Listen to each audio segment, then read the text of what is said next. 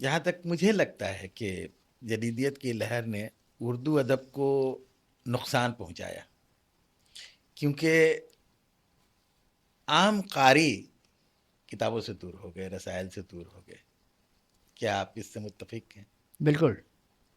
جدیدیت کی جو تحریک تھی اور جس کے فروغ میں بڑا حصہ لیا فاروقی صاحب نے، ہوں. شبخوں نکالا، میں تو کہتا ہوں کہ انہوں نے ماں ادب مارا پر شبخون مارا مارا. تھا. لیکن وہ خود دیکھیے ان کو پناہ کہاں ملی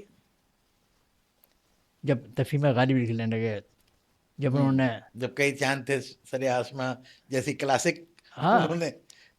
ناول لکھا. ہاں پھر جی. بھی یہ پھر ان کا میر تقی میر کے کلام کی جو تشریح لکھی ہے، ہاں جی.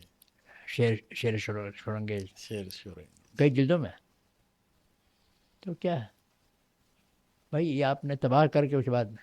یاد ہے میری وہ شروعات کے دنوں میں جب پڑھنا لکھنا شروع کیا تھا تو دیکھتے اس وقت لوگ بہت زیادہ رسائل چھپتے تھے، رسائل لوگ پڑھتے تھے، لائبریریز میں لوگ پڑھتے تھے. آج تو ساری لائبریریاں ختم ہو گئی. ختم نہیں. کتابوں سے بالکل لوگ الگ ہو گئے. کتابوں میں رسائل میں جو علم غلم چھپنا شروع ہوا اس نے عام قاری وہ کو عام قاری کیوں پڑھے گا؟ وہ کیوں پڑھے